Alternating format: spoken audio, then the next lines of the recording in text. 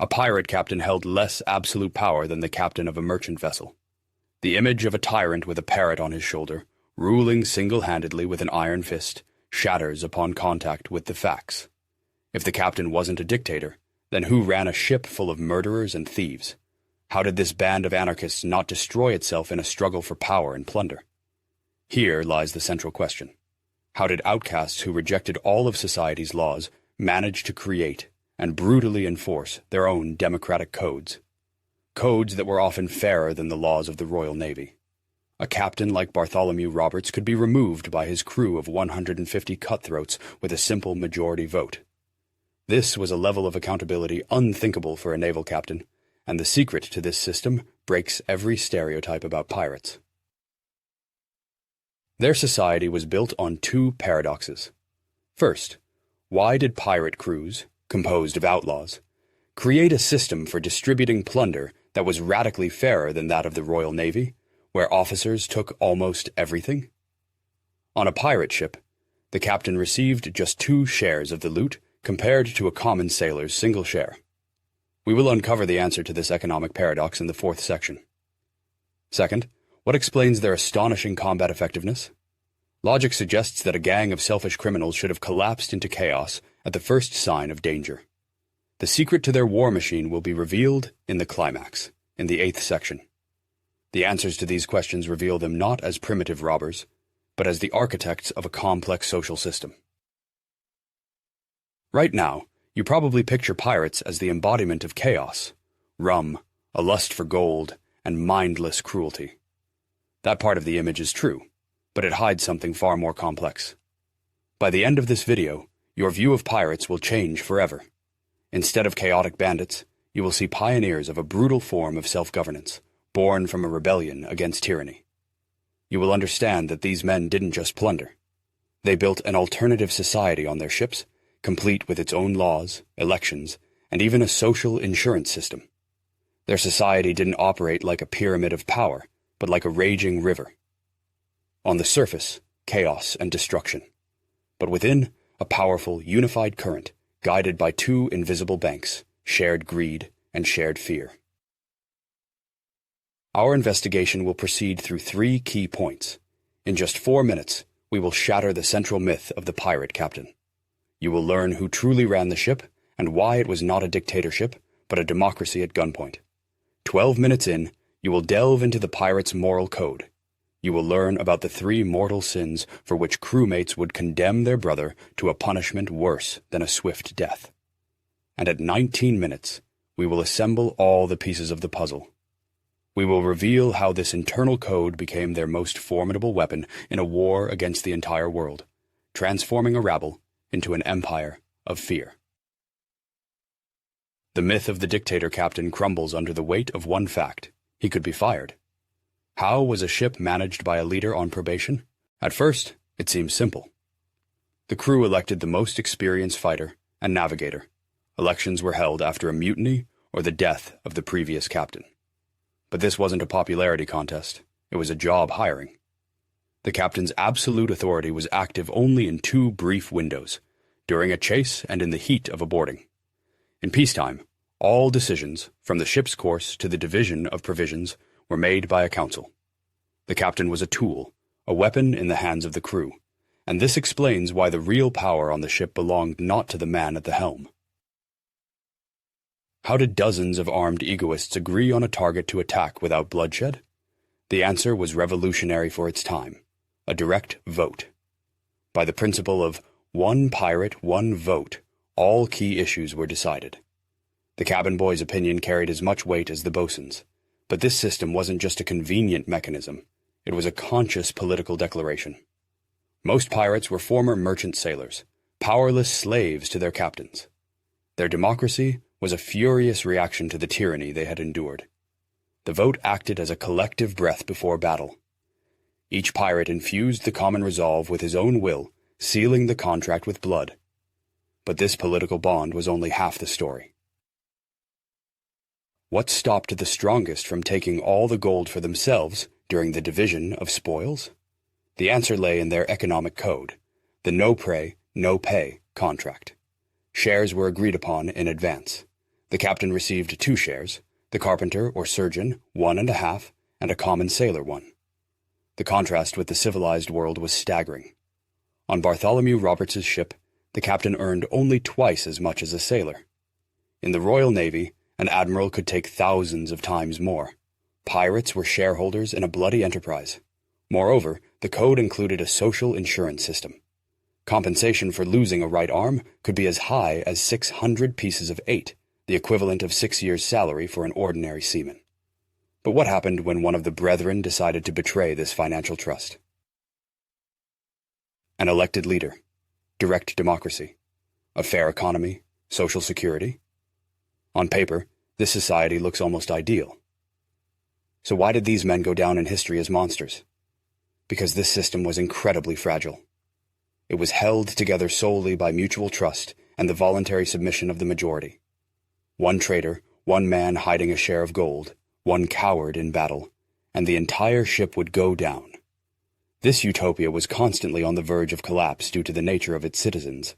Therefore, its protection required draconian laws.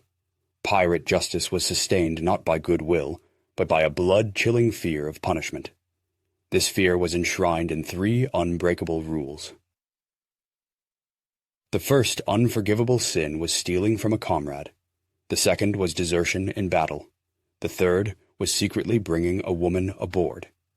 These 3 prohibitions were not moral principles, but systemic safeguards. Theft destroyed the economic contract. Cowardice undermined the war machine. And a woman on board was seen as a catalyst for conflict, destroying social cohesion.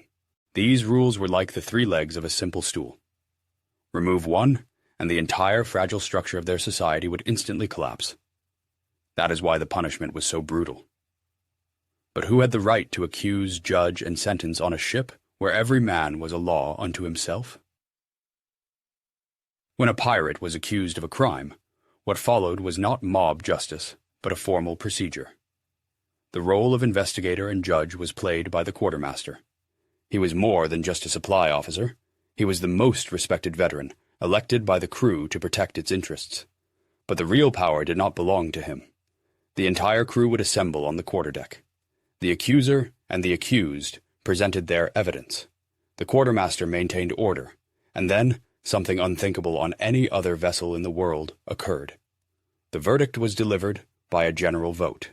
The will of the collective was the supreme law. This was the peak of pirate democracy, and simultaneously the most terrifying moment for the accused. And if you were found guilty by your own brethren, you faced a punishment many considered worse than a swift death. The ultimate punishment was marooning, being left on a deserted island. The purpose of this ritual was not death itself, but a lesson for the survivors. The traitor was given a kit, a flask of water, a pistol, a single bullet, and a pinch of powder. This wasn't a chance to survive, but a deliberate choice the crew left for the condemned, a slow agony of thirst or instant suicide. Marooning was less a punishment for one man and more a psychological torture, and a performance for everyone else. The image of a comrade abandoned on a desolate shore would haunt the crew in their nightmares, ensuring no one else would dare break the code. This complex internal system was created for one purpose: maximum external effectiveness. Democracy ensured unquestioning loyalty in battle. A fair economy provided the highest motivation, and brutal punishments guaranteed iron discipline. The pirate code was not a shield to protect them from each other, but a sword aimed at the entire world. It transformed a rabble of fugitives into a cohesive, motivated, and utterly ruthless fighting unit, more effective than regular naval ships. In the next section, we will delve into the economic engine of this machine and understand why every pirate was willing to die for his share. The figure is shocking. The captain receives only twice as much as a sailor. How could such an egalitarian business model thrive in an era when the entire global economy was built on maximum exploitation? The answer lies in the no-prey, no-pay contract. This wasn't a salary. It was a share in the enterprise. If a raid failed, no one got anything. Every crew member became a shareholder, risking his life for the common profit. On merchant ships, sailors were hired labor. The success of an expedition had little effect on their income, so they risked their lives under duress. A pirate's motivation was like a predator's. Either he catches his prey, or he starves. This created a crew where everyone was personally invested in success. But what if you were wounded in that fight and could no longer battle? Would your business partners simply throw you overboard? In a world where a man's value was determined by his combat readiness, the pirate code introduced a surprising humanism. Bartholomew Roberts's code contained a clear tariff schedule: 800 pieces of 8 for the loss of a right arm, 700 for the left, 100 for an eye. But here's the hidden detail. These compensations were paid out from the total plunder before it was divided into shares. Caring for a wounded comrade was a collective priority that superseded everyone's personal gain. This made the pirate brotherhood real. You went into battle knowing that even if you were maimed, the crew would take care of you. This removed a huge psychological barrier and allowed them to fight even more fiercely. But what happened when this fundamental trust was violated by a single stolen coin? Picture the scene. After a battle, during the division of plunder, a pirate secretly pockets a gold coin. It seems trivial, but a single rumor of theft would sweep across the deck faster than fire, instantly poisoning the ship's atmosphere. Yesterday's brothers would begin to suspect one another. The economic system, built on shared ownership and trust, would cease to function. The crew would turn into a bucket of crabs. A single stolen coin was not just a theft. It was a systemic threat. It triggered a chain reaction of mistrust that could destroy the entire crew from within. That is why the reaction was so swift and brutal. The punishment had to be exemplary to heal the system. And this led directly to a formal trial where the survival of the entire ship was at stake. Herein lies the central paradox of the pirate economy. On one hand, unprecedented fairness and social security. On the other, the death penalty for the slightest offense. At first glance, this is a contradiction, but in reality, it's a symbiosis. A fair economy based on trust was incredibly vulnerable. The greater the trust, the more devastating its breach. Therefore, the system required an absolutely merciless defense. Their justice demanded their cruelty.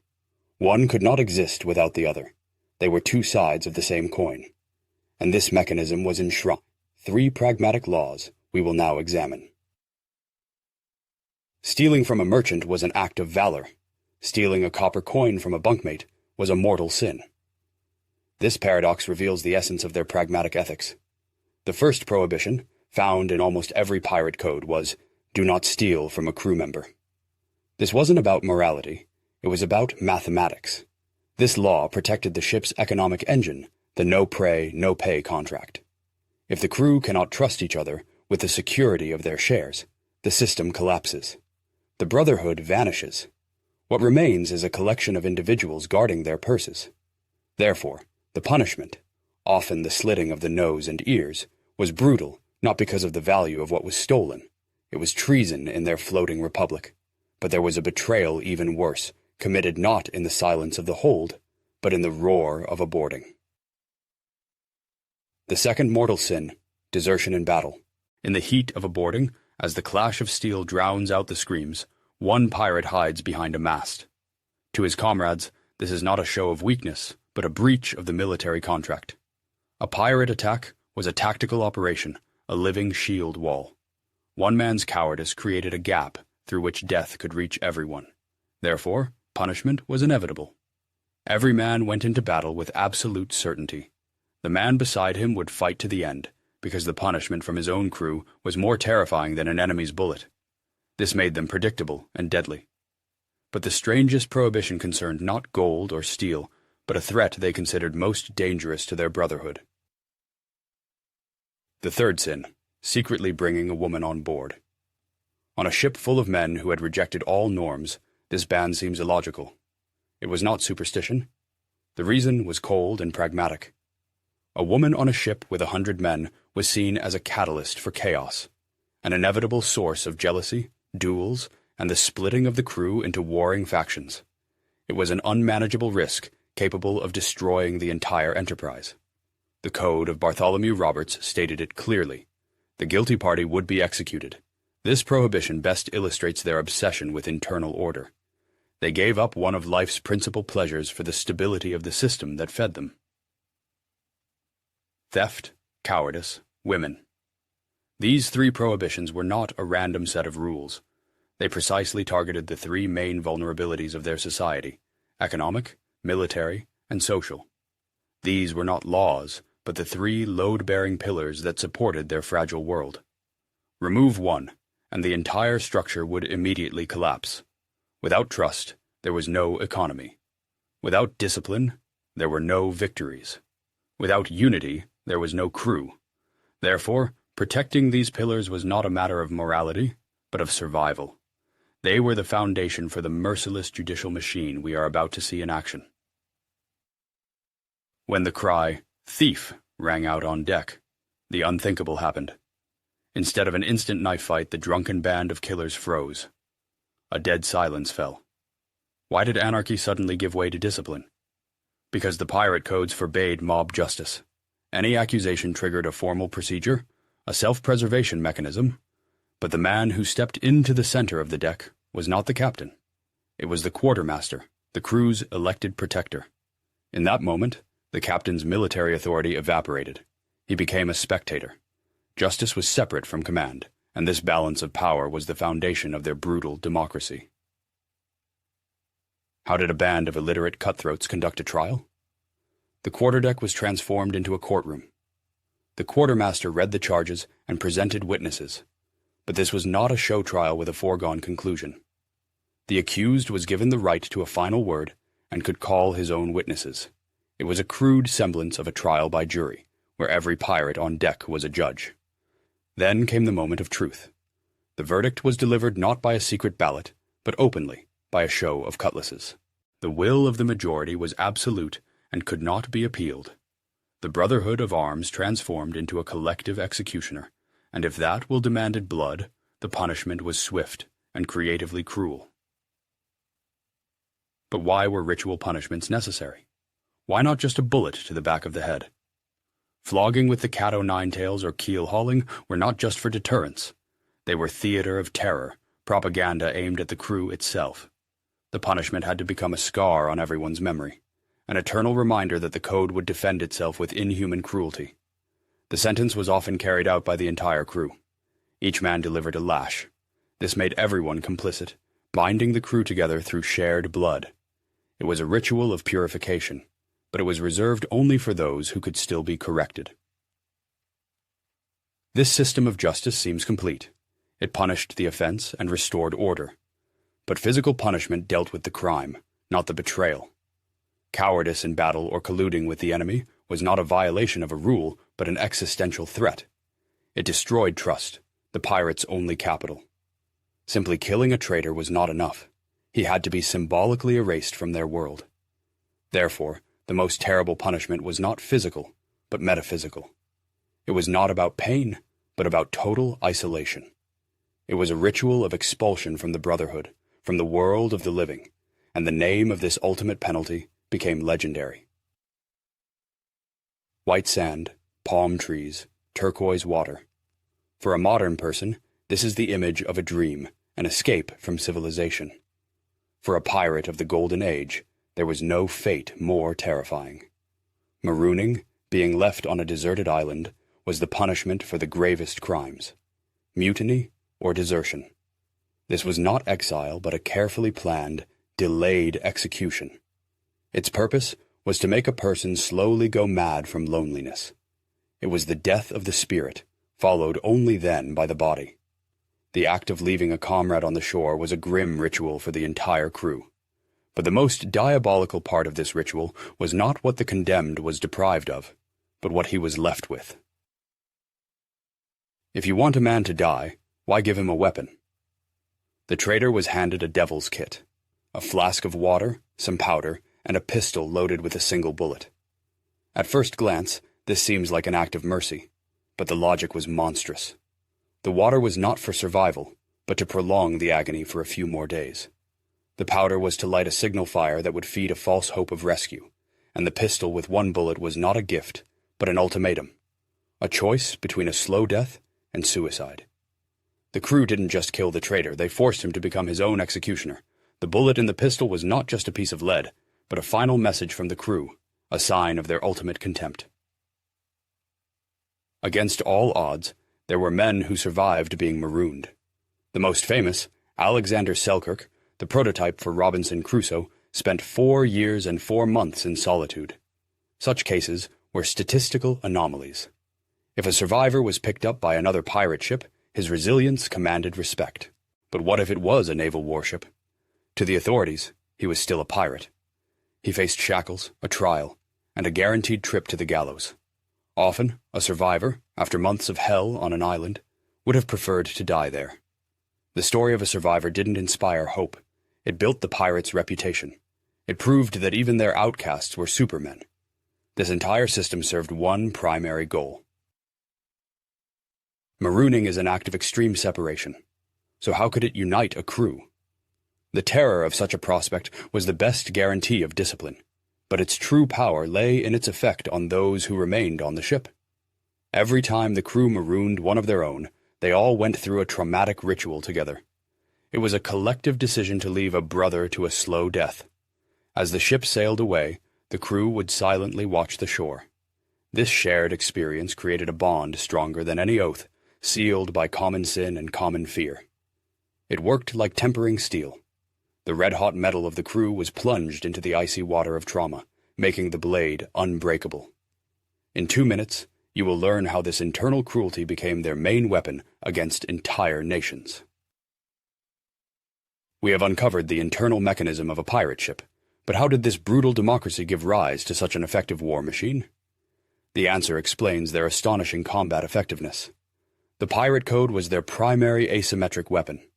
When a pirate went into battle, he was a shareholder fighting for his fortune. A sailor on a merchant vessel was a hired hand, with a meager salary who had no intention of dying for someone else's cargo. On Bartholomew Roberts's ship, the captain received only 2 shares to a sailor's 1. In the Royal Navy, the prize money gap between an admiral and a sailor could be thousands to 1. The code turned the ship into a perfect predator, where every man was lethally motivated, but motivation was only half of their weapon. The other half was even more terrifying. Why were pirates so obsessed with building their brand? The black flag? Fearsome names? Terrifying stories? It wasn't bravado. It was cold calculation.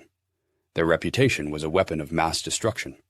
But it was built not on rumors of how they treated their enemies, but on how they treated their own. Stories of marooning and trials on the quarterdeck spread to every port.